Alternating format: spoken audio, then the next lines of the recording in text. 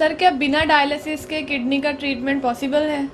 देखिए, जब बात इस सवाल की आती है कि क्या डायलिसिस के बिना किडनी का ट्रीटमेंट पॉसिबल है, तो ये बहुत सारे पैरामीटर्स पे डिपेंड करता है।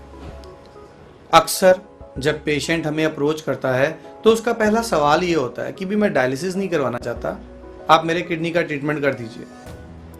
अब किडनी का ट्रीटमेंट डेफिनेटली हमारा जो मकसद है यहाँ पे, जिसके लिए हम कार्यशील हैं, वो यही है कि एक पेशेंट को डायलिसिस से बचा करके एक नॉर्मल ज़िंदगी दी जा सके।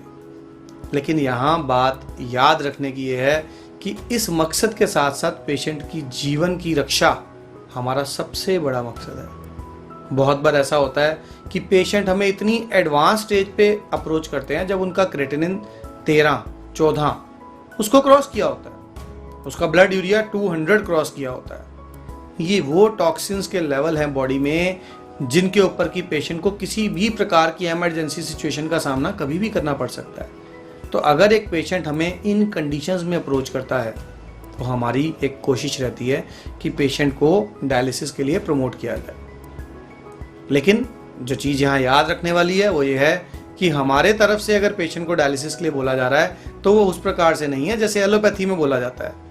हमारे यहाँ पर पेशेंट का डायलिसिस केवल इमरजेंसी में ही करवाया जाता है, क्योंकि अगर एक पेशेंट हमें बहुत ज़्यादा टॉक्सिन लेवल पे भी अप्रोच कर रहा है और उस पेशेंट ने डायलिसिस के द्वारा उन टॉक्सिन्स को कंट्रोल कर लिया है, तो उसके बाद हमारी मेडिकेशंस के द्वारा जैसे जैसे उसकी किडनी रिपेयर होती चली जाएगी, उसे फर्दर डायलिसिस की ज़रूरत नहीं पड़ेगी। इसके अलावा बहुत बार पेशेंट्स हमें तब अप्रोच करते हैं जब आगे ही उनका डायलिसिस स्टार्ट हो चुका होता है। हफ्ते के 2 डायलिसिस चल रहे हैं। मान लीजिए एक पेशेंट हमारे पास आता है जिसके हफ्ते के 2 डायलिसिस चल रहे हैं, तो हम एकदम से उसको नहीं बोल देते हैं कि आप अपने डायलिसिस बंद कर दीजिए।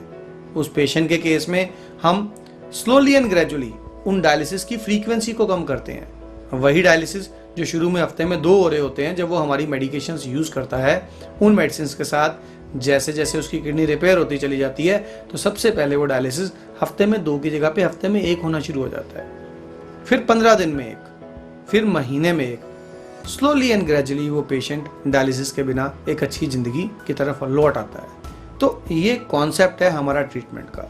तो इसलिए हम ये तो कह सकते हैं कि हमारे ट्रीटमेंट के बाद मेजॉरिटी पेशेंट्स को डायलिसिस की ज़रूरत नहीं रहती है, लेकिन हम ये नहीं कह सकते हैं कि एक पेशेंट जो हमें अप्रोच कर रहा है प्राइमरी लेवल को, उसको हमारे पास आते ही ज़रूरी डायलिसिस से बचा जा सकेगा।